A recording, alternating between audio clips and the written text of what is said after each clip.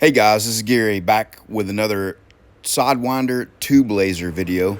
This time we're up near Minneapolis, Minnesota at the Dirtbound Off-Road Shop. The shop owned by a friend of mine named Max Wilson. I've known Max for, 4 years, 5 years, I don't know. It's been a long time. We did an upgrade on his 3-year-old G-Wiki machine last year from the 3 kilowatt to 6 kilowatt. I got the stuff for him, helped him through that, but mostly he did most of the work. And I made a deal with him on this Sidewinder. You know, guys that are super technical and smart like Max is, I don't even worry about, making a really good deal, letting them do the install themselves, and then maybe give them some remote support. Or in this case, I did go on site for a day there, and we refined his machine. But Max makes a whole bunch of Jeep parts, and a lot of sheet metal and laser cut parts, but also a lot of tube cut parts. And he previously had a Bentec Dragon, and decided to go with the tube laser to complement his existing sheet laser.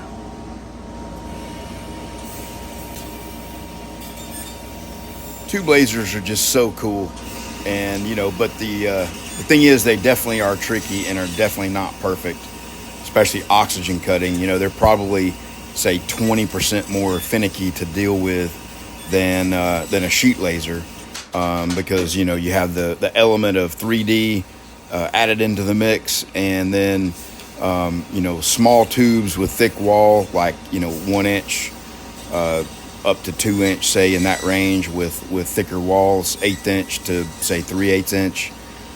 Can be pretty tricky and finicky to get dialed in and cutting right. You can see these cuts that we're getting here are not that great, and we continue to refine it. You can see the cut we got here, really nice, with a very tight tolerance pin slot there.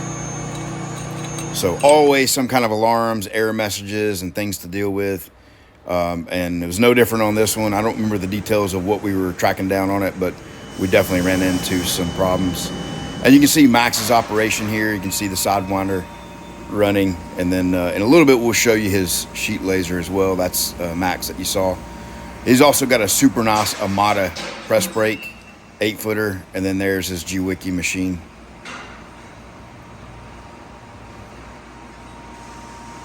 And then here's a little look at a small production run we did after we got the parameters refined for this particular part. We just went ahead and processed a full stick of them. You can see very nice results.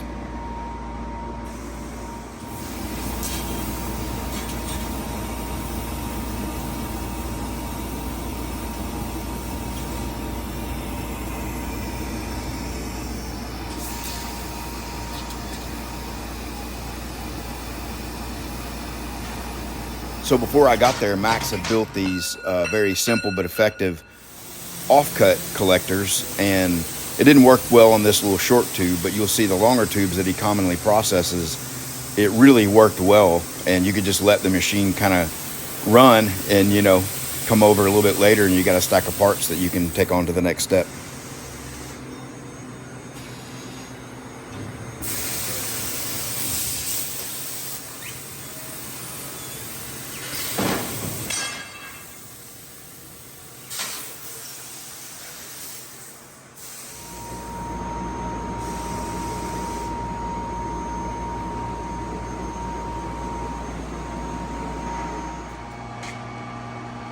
So while I was there, I did spend a little bit of time, just kind of helping Max tweak up some of his sheet laser with the 6 kilowatt.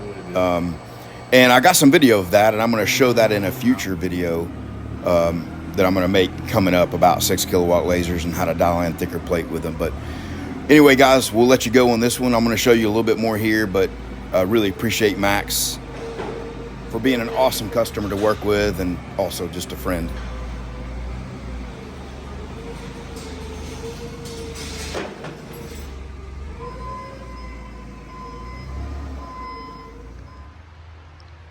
All right, guys, that's gonna wrap up this video. What you saw there in the beginning of the video was just a couple months back. I drove up to Indianapolis, and then from there over to Minneapolis and saw Max.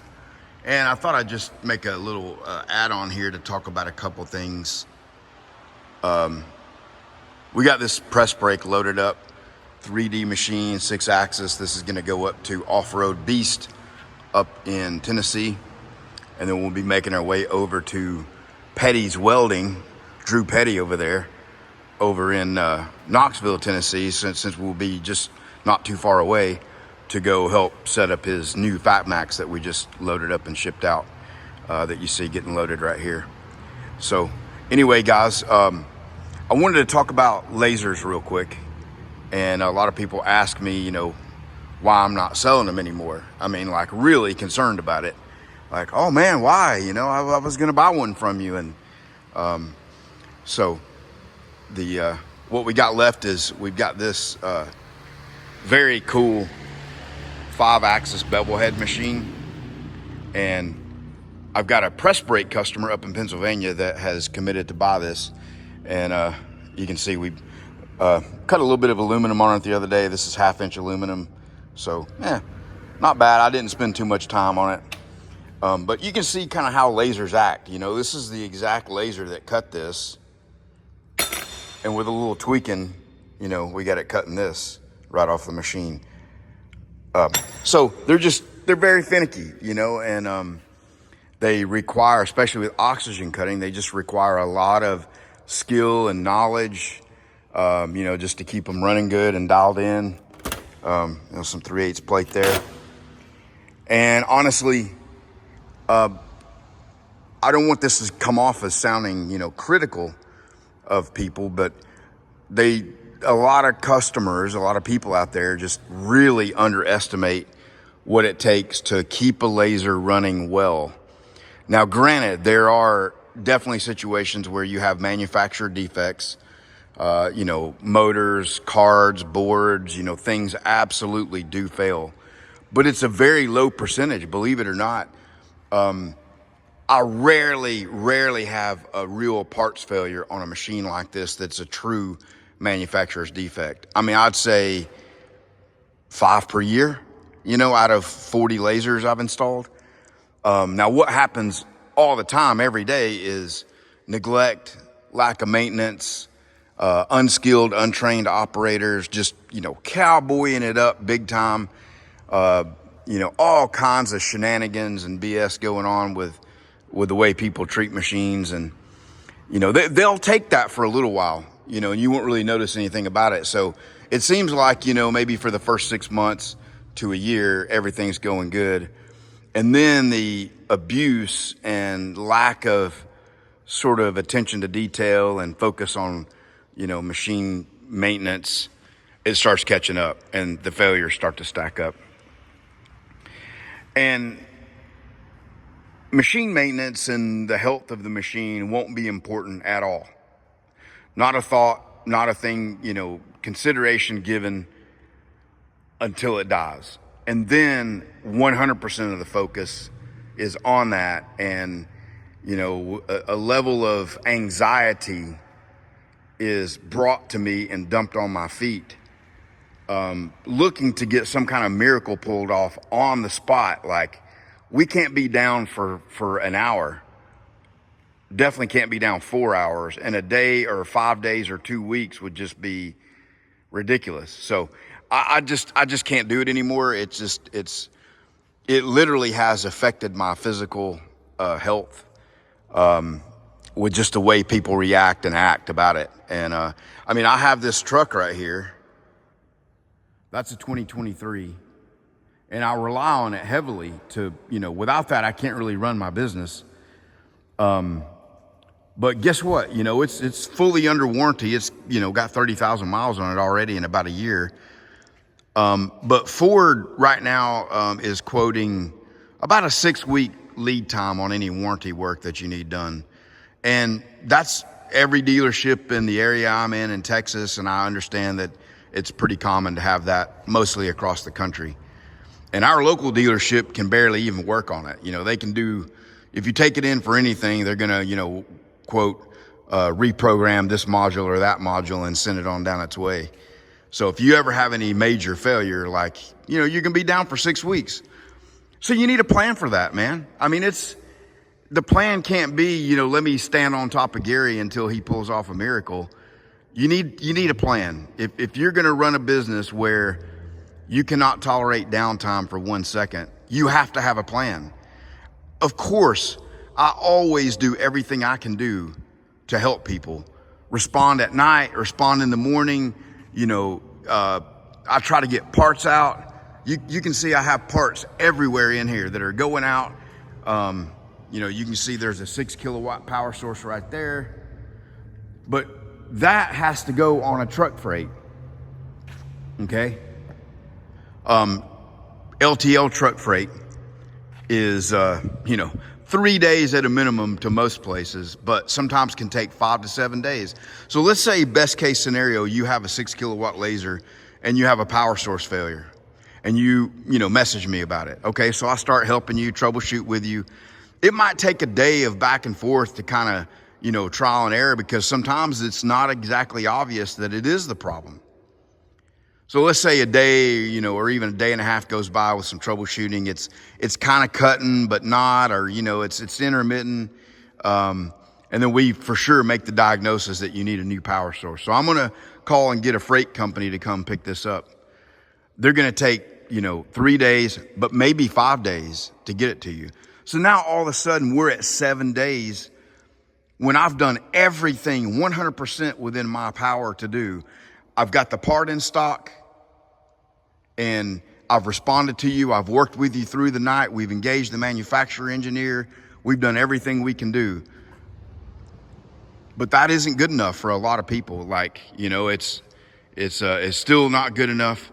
And that is what I have to, I have to just move on from it. So, now I'm still going to work with guys like Max Wilson because he's awesome. And he would never stand on top of my head and expect me to pull off a miracle if his tube laser went down.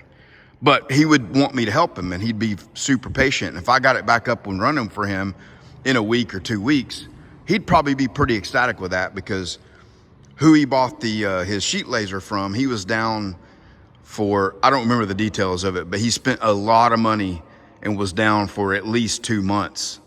And so if I could get him up and going in a week or 2 weeks, he'd be super ecstatic about it, versus, someone else with a different mindset would be like pissed at me for taking 2 weeks to get something done.